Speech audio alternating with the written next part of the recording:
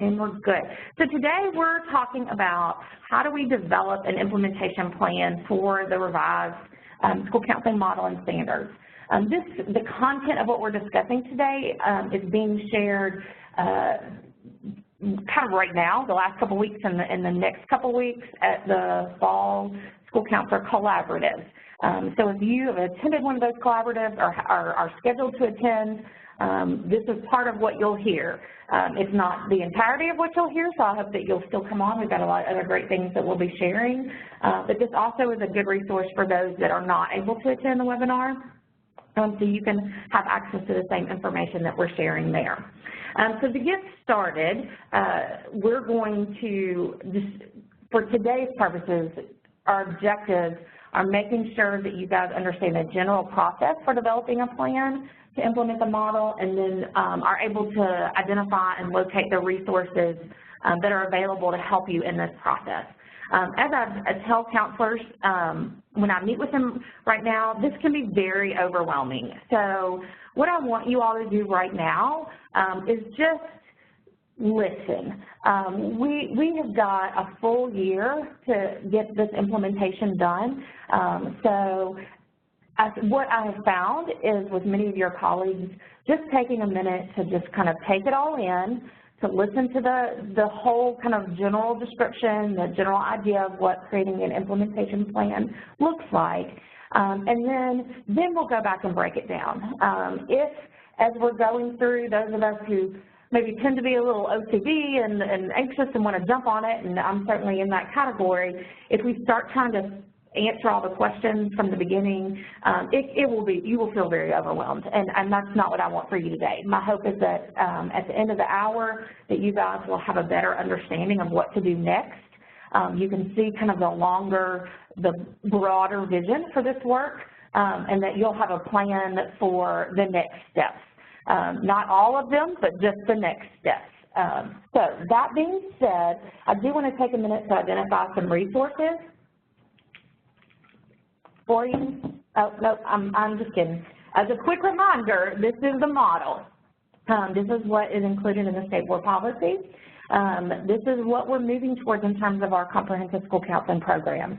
This model really helps to define those and set new expectations around them.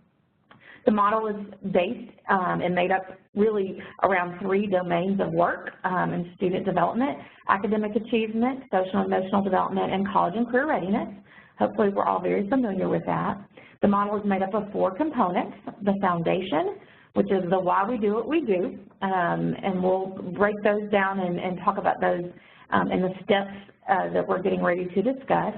The management is how we do what we do. So once we know what we need to do, the management is how we're going to do all that.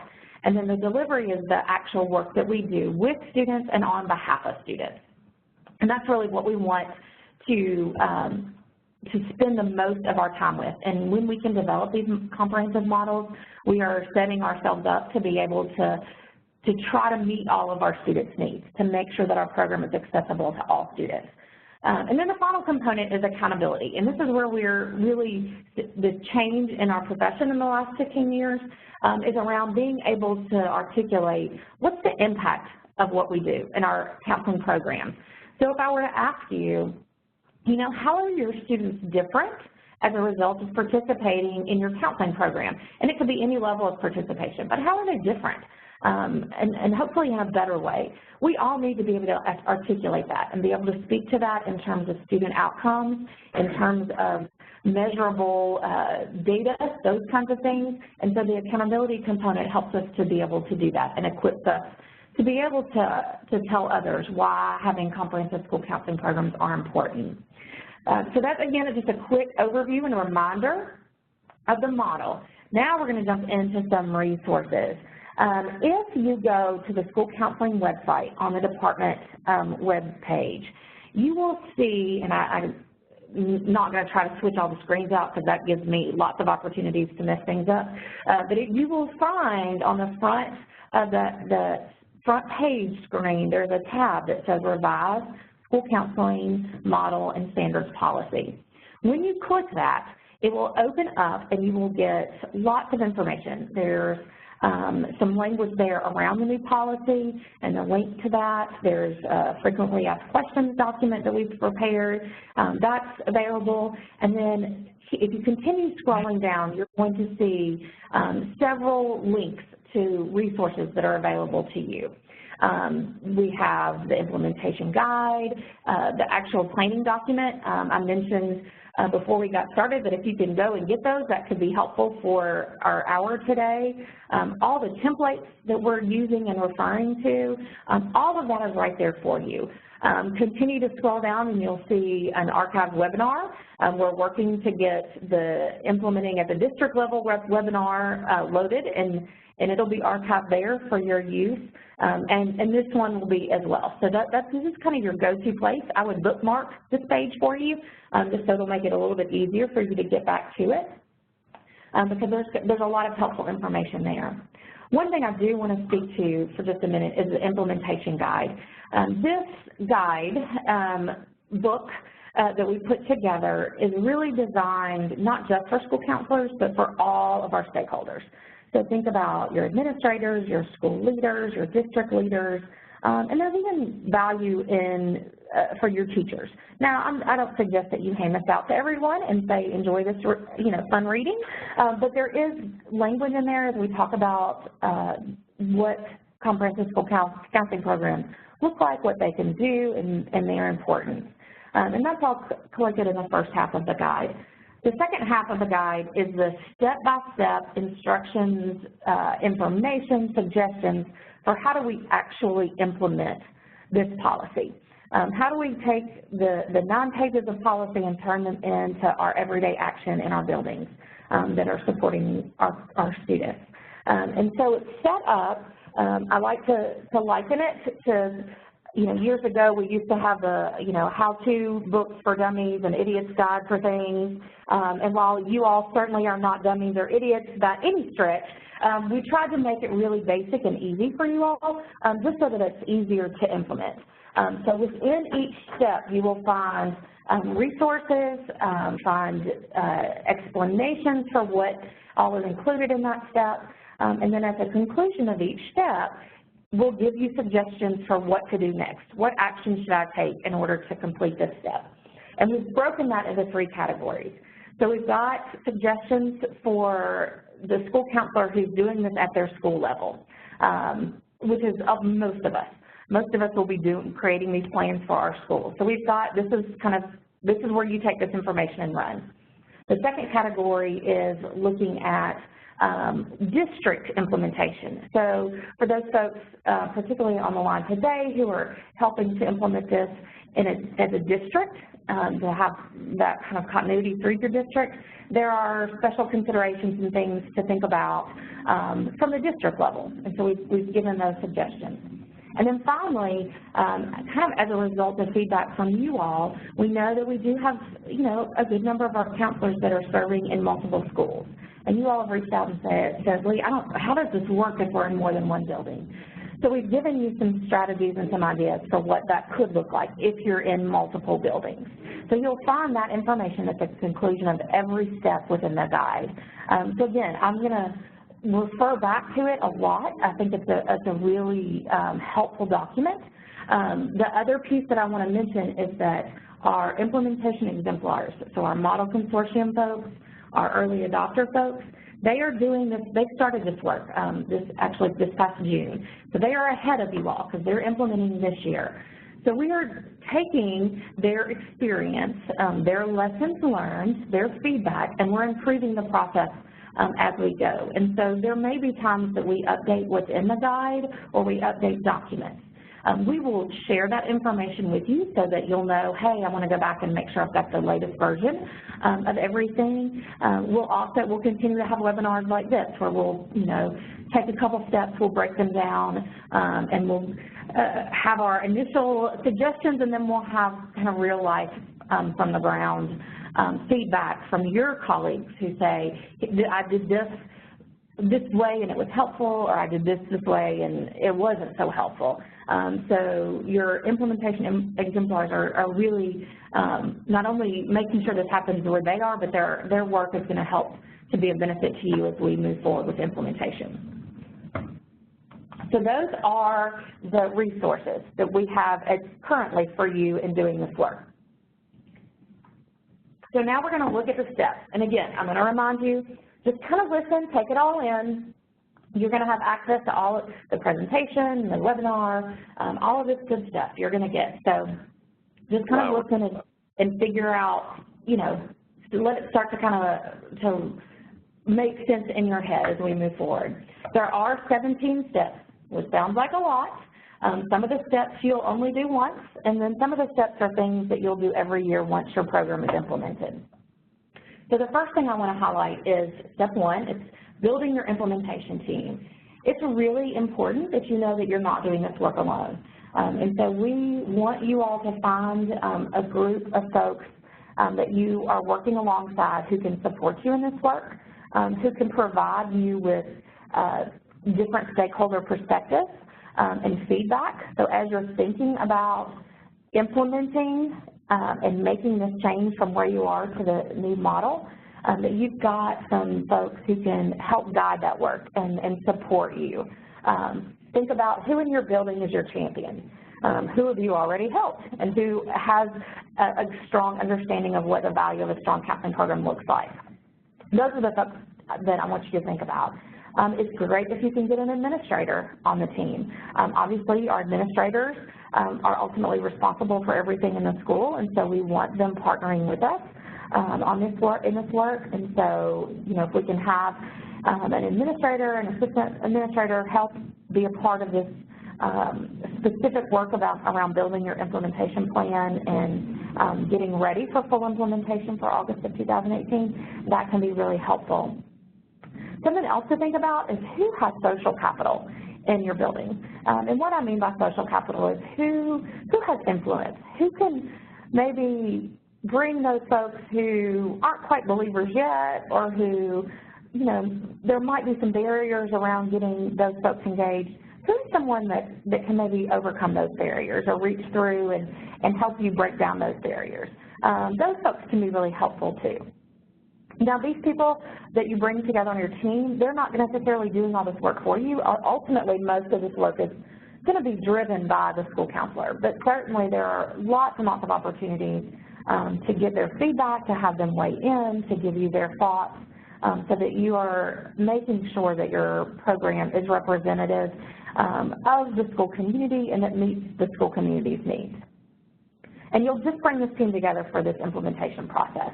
We'll talk a little bit later about having an advisory council. I can see a time where once you've kind of gotten your implementation done or firmly rooted, that these folks could transition to being a part of your advisory council. But for the purposes of step one, we're just looking for your cheerleaders, your support, folks that can really support you as you go through this process.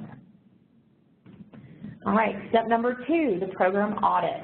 Some of you have already completed this. We started talking about this as we began thinking about finalizing the model, the revisions there. This is, and I've got a screenshot of one of the categories. This is just a checklist to show you what have you already got in place and what's not in place. It is not meant to be a gotcha or a way to compare, you know, one school is doing better than another. It is just simply to kind of get a baseline for where you are. What I want you all to take away from this is knowing that you already have a lot of these things in place.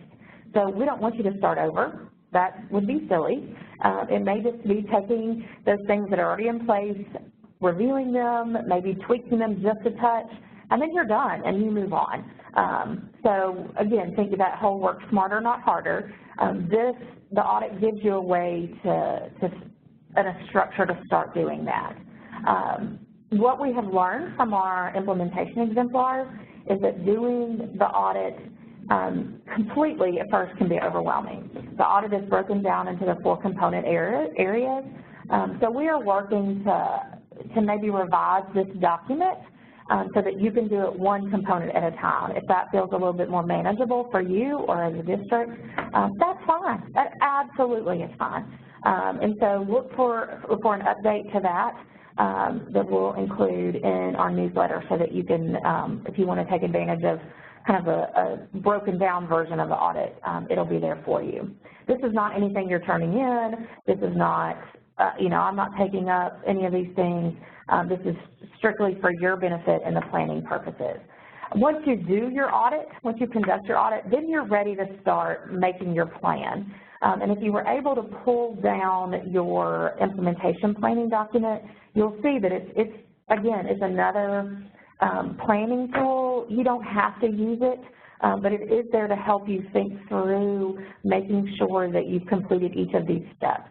On your form, there's a place to put resources you need, who needs to be involved in this particular step, and a timeline that you can use to set for yourself to make sure that you're staying on track. One of the things we don't want rather, is it to be next summer and we're all scrambling because we haven't taken the time this year to do this groundwork. So if we spread it out over the course of the year, it's not nearly as overwhelming. We can take it by steps, and by the time you get to next summer, you're going to be ready to fully implement this. So you've got the planning document. I'll also mention now the timeline that we put together. Again, just a guide.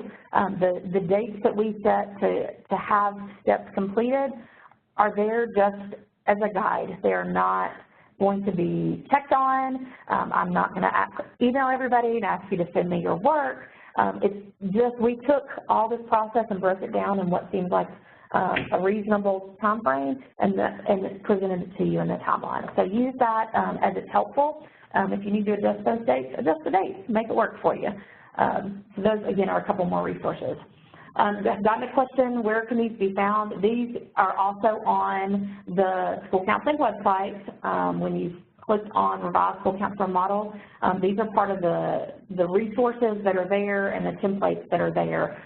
You should be able to link to those right now. And those that allow you to fill out something are all done in Word so that you can edit them. You don't have to recreate them. You can download them and use them right away. All right, step 3.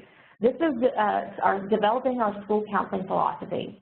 We've talked about this in some of our collaboratives. This is part of our foundation, you know, the why we do what we do. And we need to take some time to figure out what is driving our counseling program. And so we look at our beliefs, what do we believe to be true about the counseling program, its impact on student achievement, and how it can, what are the unique ways that it can contribute, highlighting those things that can't necessarily be done from other places. So taking time to develop your beliefs is important. That then drives your vision. What's the vision you have for your school counseling program? Where do you see your students, you know, in 5 years, in 10 years? What are the best possible outcomes that you want for them? And then finally, your mission statement. So, you know, how are we going to achieve that vision? Many of you have started this work. Some of you have great beliefs already done, that your vision and mission is already done, and that's fine.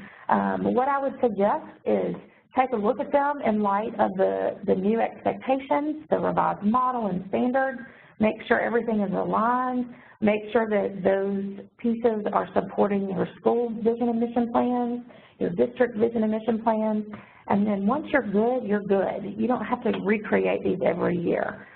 It's a good idea to look at them annually, but it doesn't require full creation of them every year. So this is one of those steps that once you've got it done, you can kind of check that off and move on pretty easily. All right, we're going to talk about guidelines. And this is important as we think about step 4. You know, we do have a structure of expectation around what comprehensive school counseling looks like and what we want it to mean for our students. And so we've got legislation that states all schools must provide comprehensive school counseling programs pre-K through 12 as defined by state board policy. We've got legislation that says all schools must contract with licensed school counselors to deliver these and manage these school counseling programs. Our state board policy, obviously, hopefully we're all very familiar with this or becoming more familiar with this, where it spells out more specifically the expectations of a high-quality school counseling program. So that helps us to know kind of what what those guidelines are and gives us some direction for our work. And finally, we have our ethical standards. So we know as a profession there are certain ethical obligations and responsibilities we have, and that also drives our work. So as we think about our guidelines, we want to recognize that we may, in our districts, have policies and practices that operate outside of those guidelines.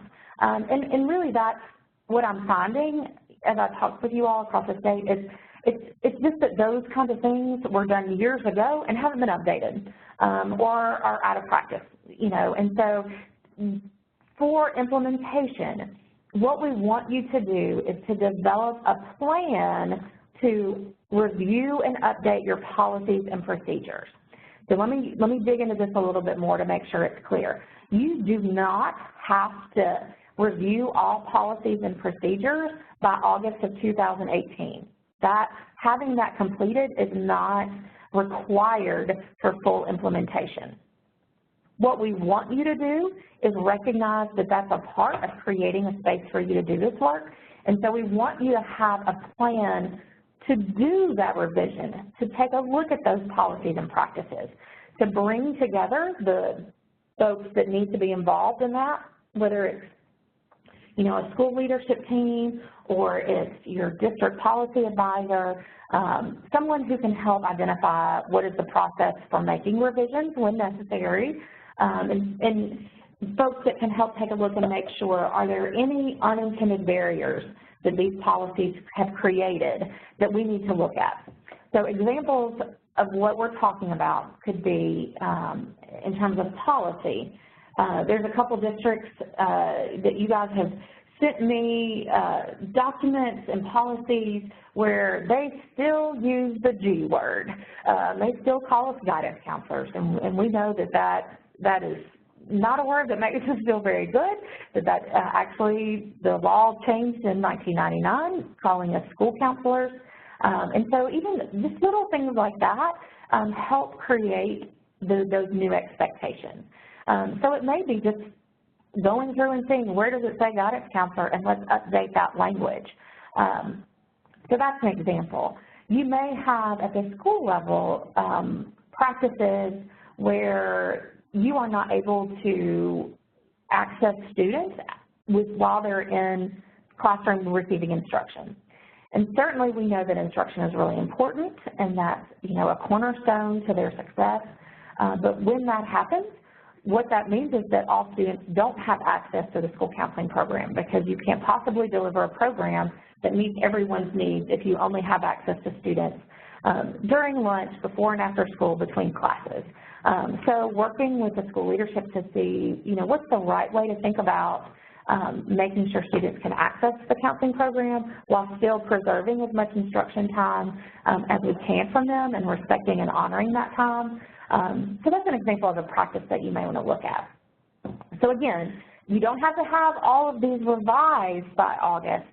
As part of the plan, I want you to talk through and come up with what are we going to do? How do we go about doing this work?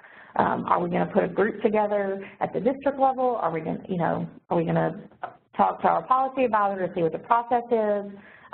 Those are the kinds of things, the action steps that you should be taking right now. And we've got time to update these policies. That doesn't have to happen tomorrow. So just want to make sure that's clear. So step 4 is coming up with a plan for reviewing and updating policies.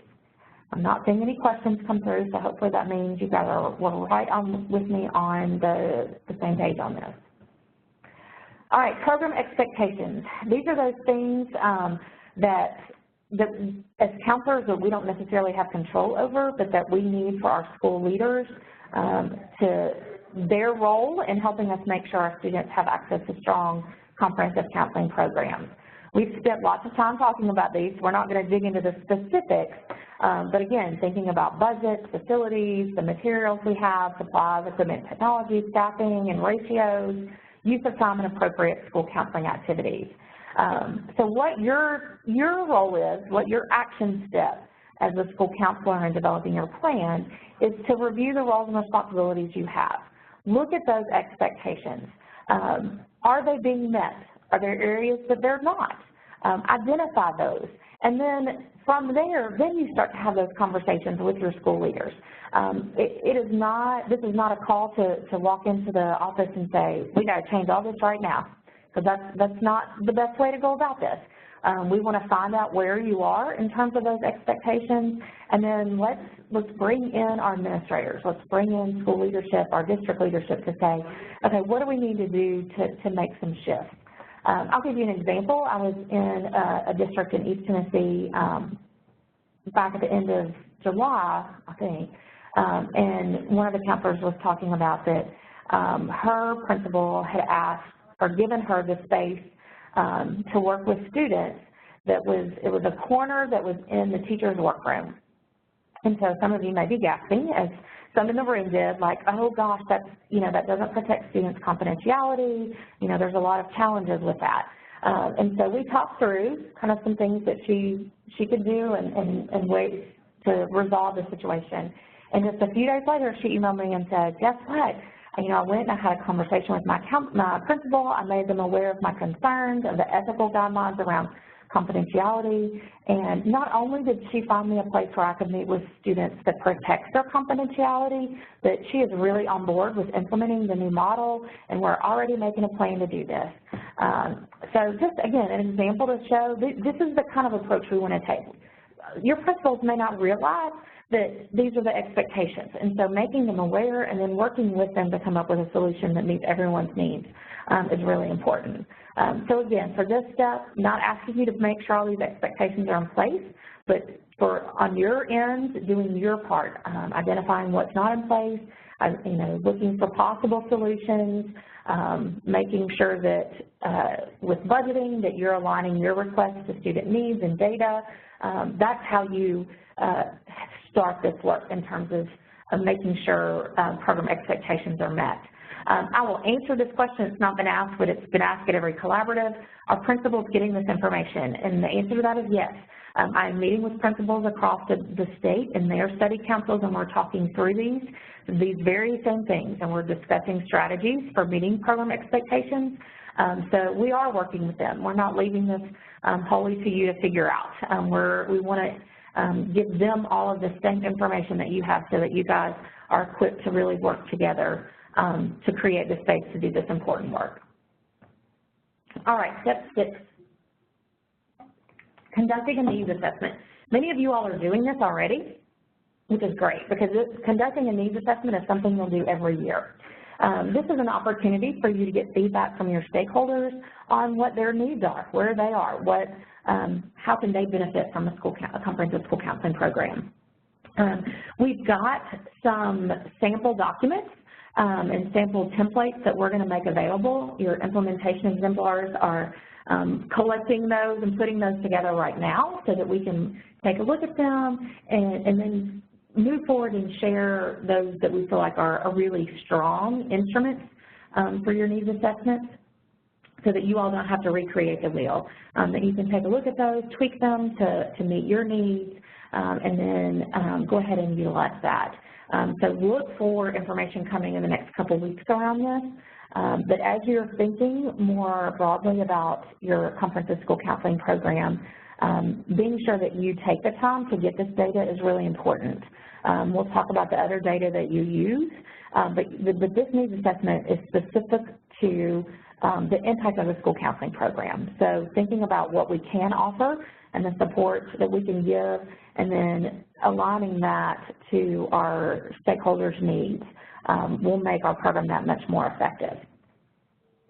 So we then move to, this is a little information about assessments. We're not going to dig in right now due to time, but most of our assessments are perception data, where we're getting the feedback from our stakeholders on their perception of what their needs are. There's a quick example of one. This is one, I believe, that was done maybe, I don't know if this one's a SurveyMonkey or one that's done on Google. There's a lot of electronic options that we'll share with you.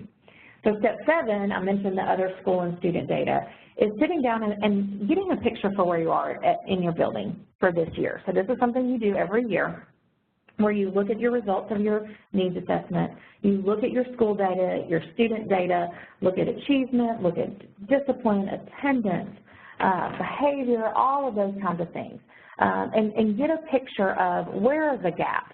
Now, it's very likely that there's some folks in your school that have already started doing this with your school and student data. So if you are not already on a leadership team or a school improvement team, I would encourage you to advocate for that, because I think you have an opportunity there to partner with folks that are already identifying some of these gaps, but then it also gives you the opportunity to add the feedback from your needs assessment, so that not only are you looking at the needs of your school holistically, but everyone else is as well.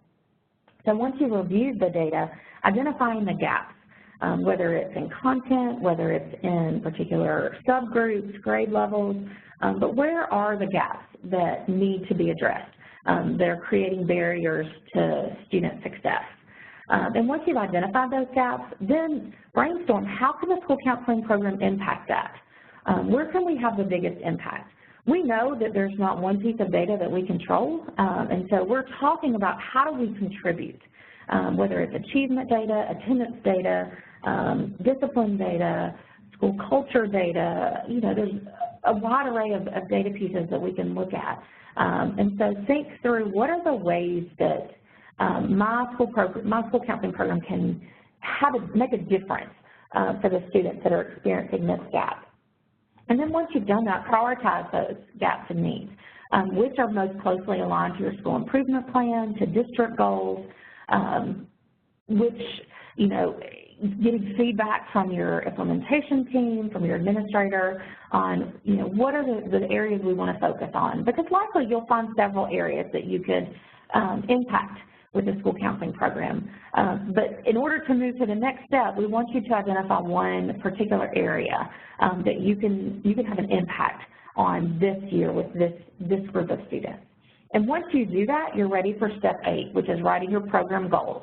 And this is one goal for one part of your program. It doesn't encompass the totality of your program. It's just here's one particular piece of data that we're going to really try to impact. We're going to try to make a difference for these students around this issue. It doesn't matter to me what format you create your goal. Many of you are familiar with SMART goals. You teach SMART goals to your kids in that process, and that's fine. If that is comfortable for you and makes sense for you, that's great. Others of you are familiar with Measure and have used that accountability tool and are comfortable there. That's fine as well. What we want to make sure is that your goal is really around a couple things. It addresses the student outcomes. So your goal is not to offer 3 different types of small groups for students. Your goal would be, what is the impact of those small groups on students? So if you have students that are not coming to school because they feel bullied or they feel unsafe, and you do an assertiveness group with those students, your outcome may be improved attendance or a reduction in discipline. You could even go to the next step and say, if our students are receiving more instruction, if they're coming to school, then we should also see an increase in their achievement. But we want to make sure that we're speaking in terms of student outcomes. Again, in order to do that, we have to be based on school and student data, aligning to school improvement goals, a really smart data-driven goal. So what do some of these look like? And I've got some examples there on the screen that I'll quickly walk through. We had a high school when I was in Nashville that decided, after looking at their data, and this was back before Nashville counselors were required to do a measure. Now, and I don't know if we've got any on the call, all Metro counselors are required to do a measure as part of their accountability each year. This group looked at their data and said, we want to do a measure. We are noticing that this particular year, I believe it was 2011, of their graduating class, only 57% went on to enroll in a post-secondary institution. That doesn't speak to whether they persisted or earned any kind of certification. And they said that, you know, that's not okay. So they took a look at the data, they broke it down into subgroups, they identified barriers, they engaged other stakeholders in this process, and over the course of a year, they helped to facilitate a change in what they did and what others did, And they saw an increase in 1 year, and it still just blows my mind. It's so great. They saw an increase in the number of students from the next graduating class, the number of seniors that actually went on to enroll in post-secondary 1 year later went from 57% to 82% of their seniors enrolled. And that's huge. I mean, that's life-changing for those students. And so even in just 1 year, they were able to have this amazing student outcome just by making sure they were using the data to identify the need, engaging others in the process, and having strategies and interventions that really were aligned to what the data was telling them, and specifically around meeting that program goal. So they did some great work there.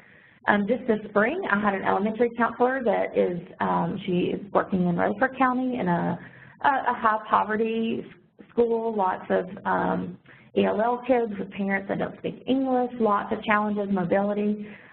She and her principal were looking at their numbers in advance of the ESSA benchmarks and plans coming out, noticed that their chronic absenteeism rates were pretty high. And so they set out to start working on those. She emailed me in April just to let me know that in 4 short months, they had reduced their chronic absenteeism rate by 38%. Again, huge change. And that came about just by looking at the data, identifying the areas that needed some specific intervention, and then delivering that. And so they saw a huge increase.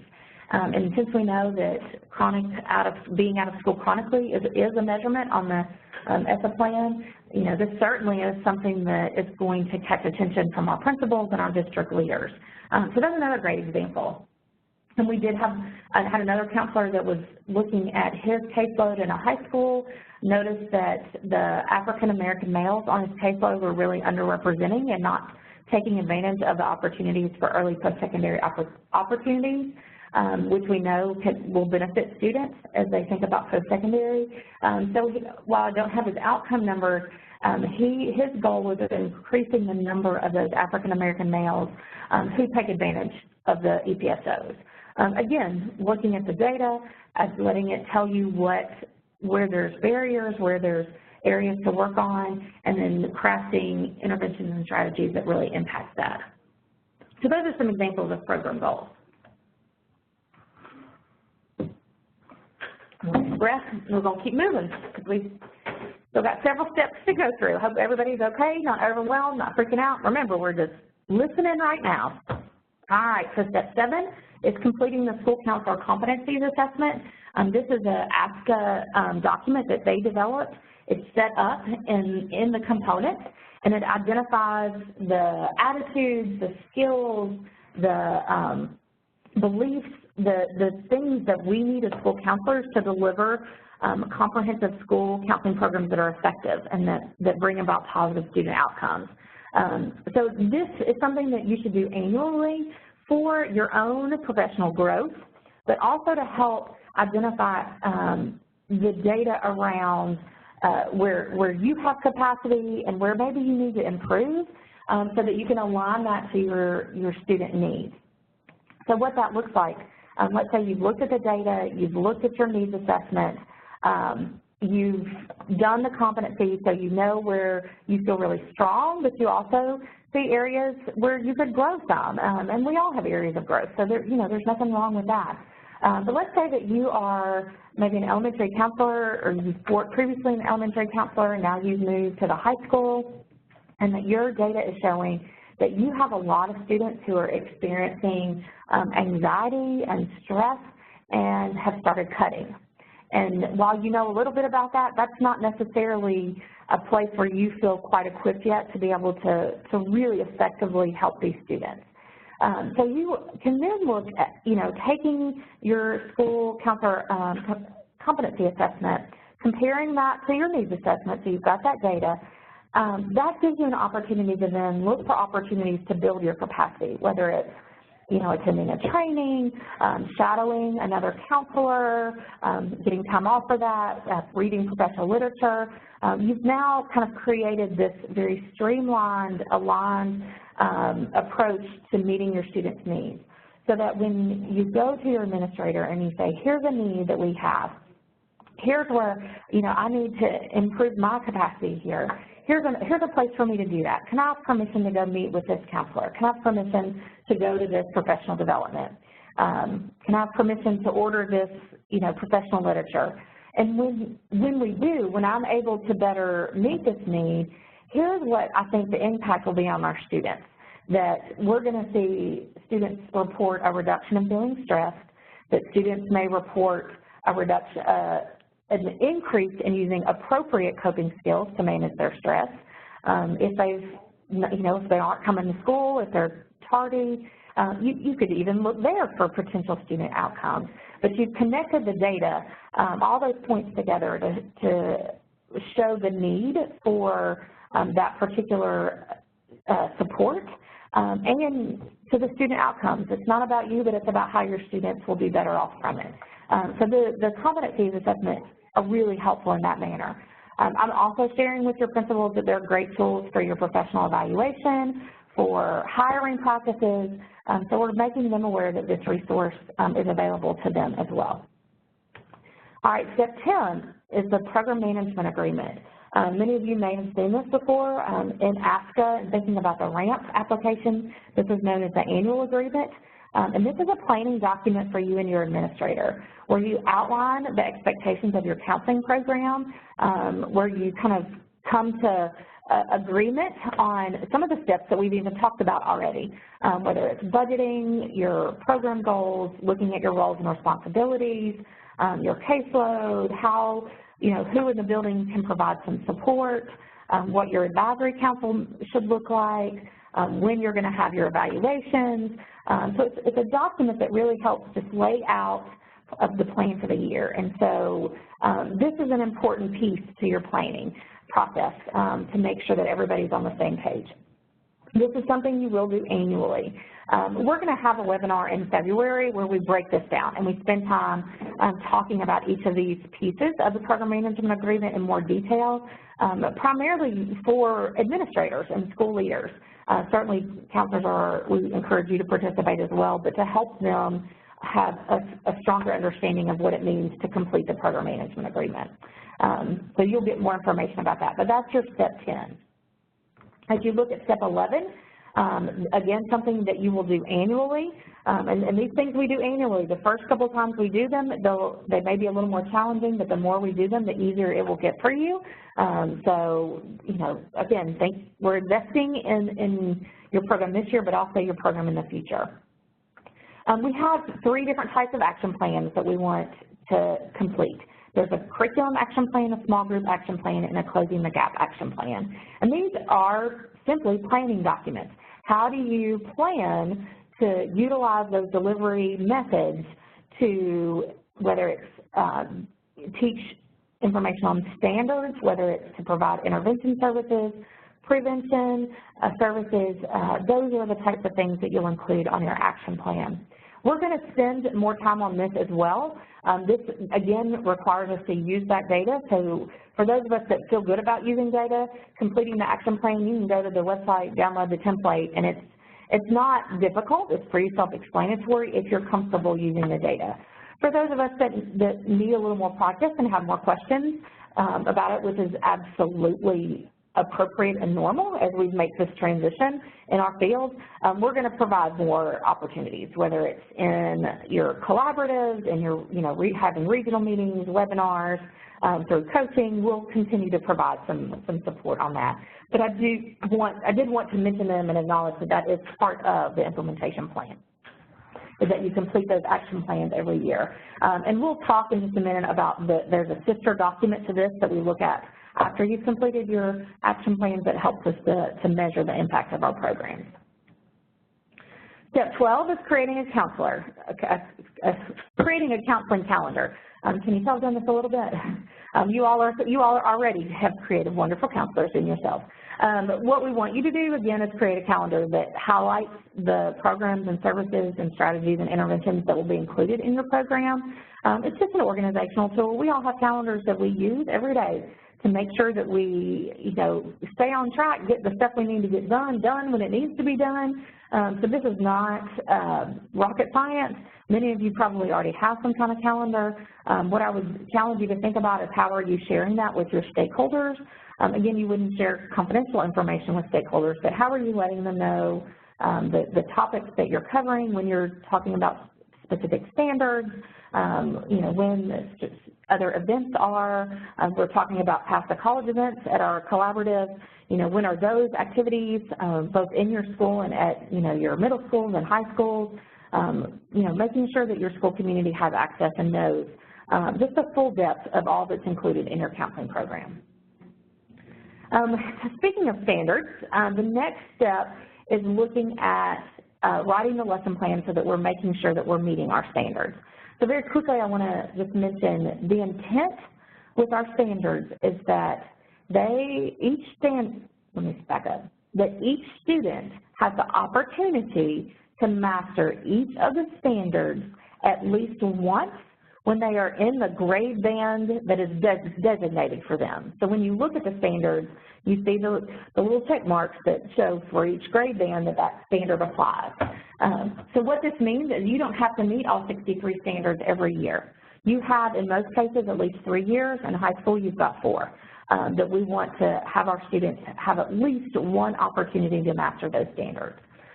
So again, we'll continue to offer opportunities to dig into the standards, but I wanted to say that because we've had some folks that have thought you had to hit everything every year, and have thought, how in the heck are we going to get this done? There's so many, and so I want you to set that aside. That is not the intention. So you've got at least 3 years to cover all of these standards. But in order to make sure that we are meeting our standards, oops, I jumped ahead, we need to make sure that we are writing and we have strong lesson plans. We are helping to that end at the department. We are going to collect lesson plans for meeting these standards and share them with you on our resource site.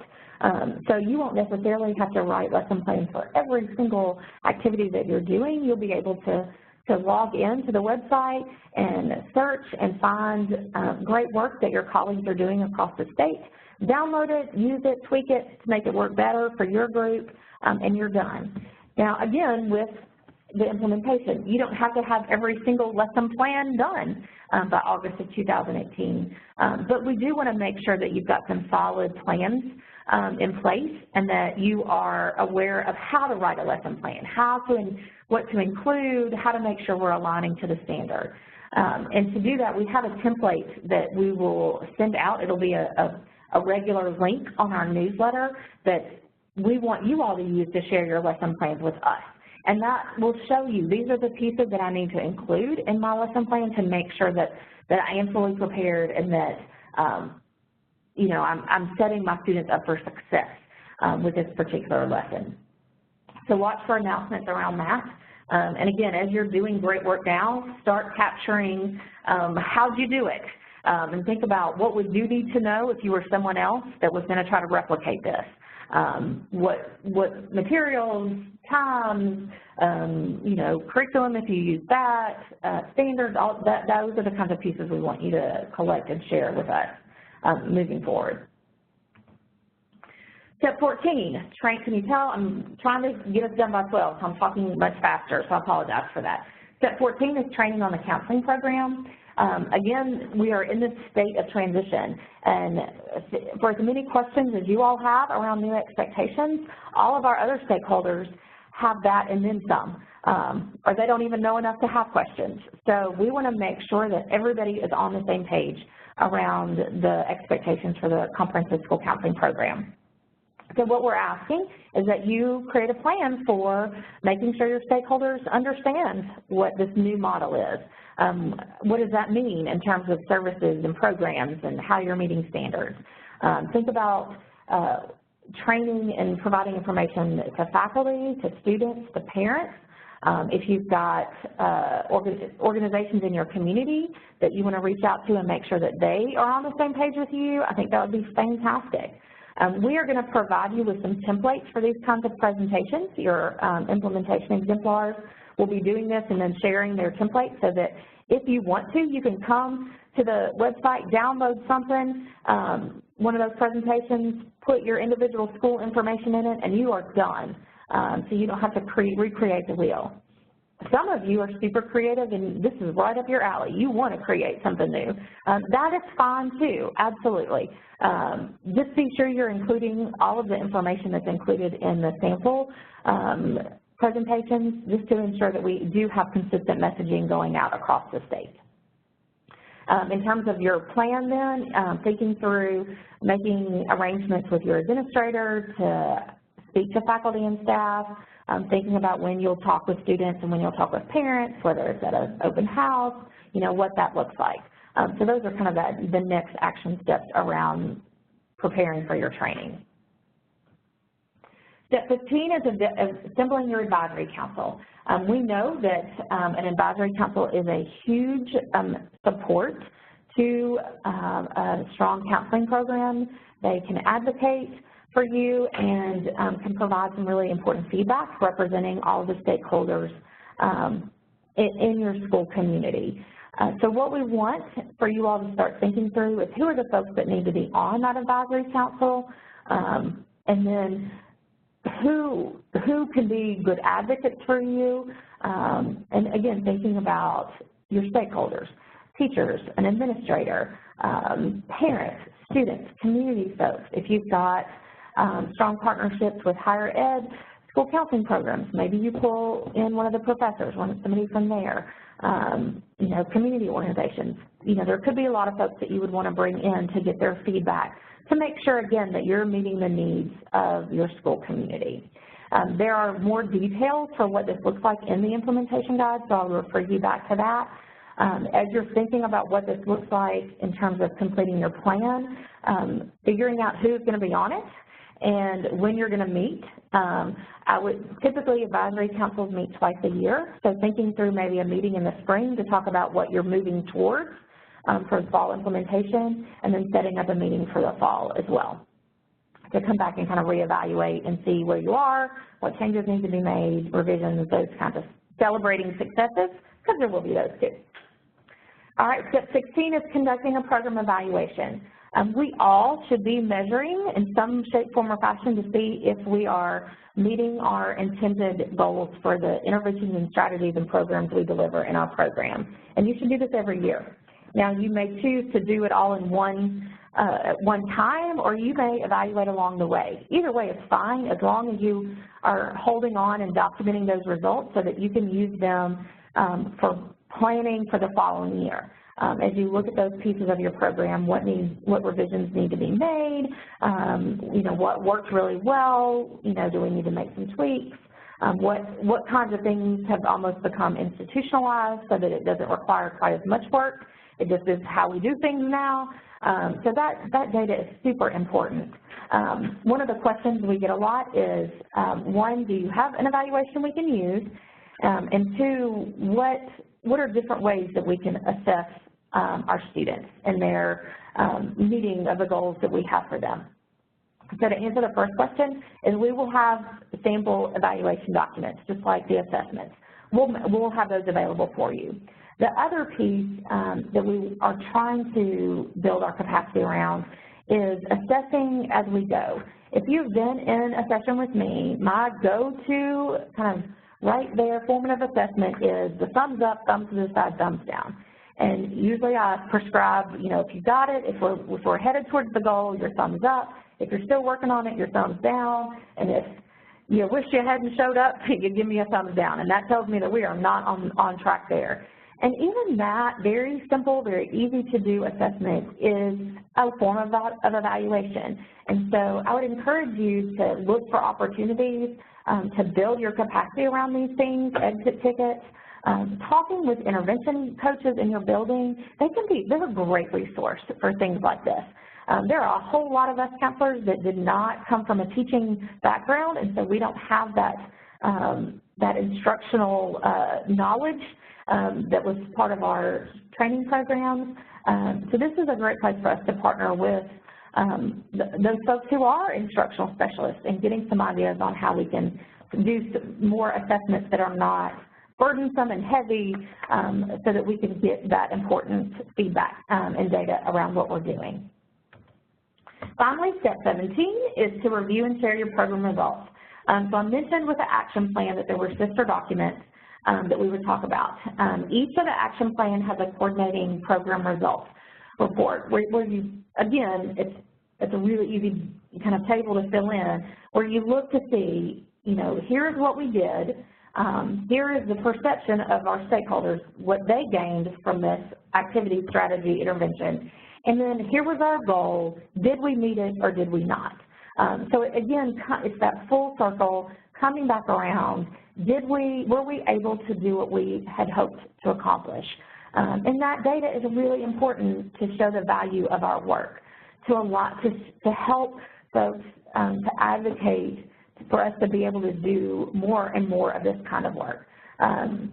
So once you've done the program results, you've looked at that, you've looked at your program goals, you've gone back to your SMART goal, your measure, and you see, did I meet it? Were we successful? What we want you to do is just put together a one-pager, just a summary of here's how the school counseling program contributed to student success this year.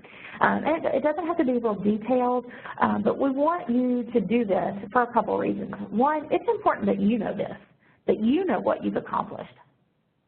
It's important that you share that with others, that your stakeholders can see, here's where we're contributing as the counseling program. Again, a great advocating or tool for advocating for your program. And it kind of creates an opportunity for some long-term growth measurement so that we can start to see over time how you are continuing to make larger and larger impacts on student success. We'll provide examples of these. Again, your implementation exemplars are doing all of this work ahead of you. And so as they complete every couple steps, we're going to be pushing out additional information to you all so that you can benefit from their experience. So as the hour comes to a close, those are our 17 steps. So again, I hope nobody's freaking out, nobody's feeling too overwhelmed. If you are, take a breath. Here's what I want you to remember.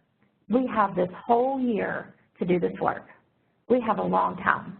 Some of those steps are pretty simple and don't require a lot of time. Some of them will require more time, but we've got plenty of time to do this work and be prepared for next August. Start small. Do one step at a time. If you are sitting there looking at that and you're like, yeah, Leigh, okay, 17 steps. Are you kidding? We're not supposed to be overwhelmed. How am I going to get all this done? Here's what I want you to do. Start small. Do step one. Make that your goal. Do step one. And in the course of the next couple of weeks, maybe by the time you come back from fall break, if you get a fall break, maybe you've identified your implementation team. And that's great. If you want to take on a little more, maybe you do your implementation team, your audit, and your school counseling philosophy. Those aren't huge time. They'll require lots of time. So it's doable. And just like we know with students, it's important for them to see themselves successful. It is important for you to see yourself successful. So as you complete each step, take a moment to acknowledge that. Okay, I've done one. 16 down. You know, you're one step closer. So again, I just really want you all to think through how to do this in a way that is not going to create stress for you, because it doesn't have to. That's the bottom line. You're going to have opportunities to collaborate with colleagues. As I've mentioned several times, we're going to offer additional trainings and coachings. The collaboratives that we've scheduled for the remainder of the year will be around implementation. So you've got those to look forward to. You're going to, hopefully we'll have counselor coaches in each of our regions that can provide support. And you always can ask me questions. Email me, text me. I say call, but that's hard. It's easier to email me, actually, is the best way, or text. But we'll get you the help that you need. We're in this with you. So as we move forward from that, those of you, everybody seems to be sticking with me. Thanks. I'm stealing a couple extra minutes, so I apologize for that. I do want to bring to your attention a couple of announcements. Just while I've got you here as reminders, I mentioned school counselor coaches. We're going to have one high school and one K-8 coach within each region. This is unfortunately not a full-time position, but someone that we're going to provide some stipends for work that you do kind of outside of your day-to-day work, who can help assist with trainings and this coaching that we want to provide. Really, you're here to help me make my life a little bit easier, a little bit more manageable as we equip everyone across the state. So we've extended those applications. The deadline for those applications are going to be due next Monday. If next Monday is just you can't get it in, but you're interested, shoot me an email. Let me know. Let's talk about it. We will include the link again in the newsletter going out tomorrow, so if you haven't gotten it, look for that tomorrow. College Application and Exploration Week, this has been formally expanded to include K through 12. So I hope that, particularly for those of you that have been to your collaborative, that you're already starting to plan. Those of you that haven't, you're going to hear about this in the next day or two, so hopefully you'll start thinking about ways that you can participate at your school. Scally registration is open. That's October 1st through the 3rd. One of the things we're working on for those of you that are going to be able to participate is on Monday evening, late afternoon, evening after the sessions are completed. I am working with the event planners to provide a space for any counselor that would like to come together and just start working on some of this implementation plan. There is a lot of power that comes when we sit down together and work through this. So we're looking to give you space to do that. It's not required. You don't have to come for all of it. You know, we want it to be casual, comfortable, but just a place where if there's folks that maybe you don't have time at your district and you want to come work together, or if you want to hear what other folks across different districts, you can come pop your head in, see who's there, ask questions. But we're going to make that opportunity available to you. Hopefully, we'll make the announcement at Scally so you'll know specifically, you know, where you need to go for that. Early post-secondary week for our high school students is October 23rd through the 27th. Today is actually the deadline to get your logo, your students' logo designs in for this week. So if you've not done so, please send those in. If you've not registered for Early Post-Secondary Week, Opportunities Week, please do that. Also, it's not on here, but the Path to College events, Friday is the deadline to register for those as well. You can go to Tennessee Path to College. If you Google that, it'll come up to the page for PHEC, and the link to register is right there. The FAFSA Frenzy is going to be October 26th, so those of you that have been to collaboratives have heard about this. Those of you going will hear about this. And then finally, the TCA conference. I do want to make note, historically this has been the week of Thanksgiving. This year it is moving up. So those dates are now November 8th through 11th. It encompasses the Veterans Day holiday so that you all won't necessarily have to take an extra day off from work. So that's a benefit this year. It is going to be in Nashville rather than Murfreesboro at the Airport Marriott. And I'm also working with those planners to provide the same collaborative opportunity to work on the implementation planning at that event as well. So stay tuned for that. All right, lots of information sent out. You guys have not sent in any questions yet, so I assume that means everybody is so good to go. You got this. You're feeling good. You're excited.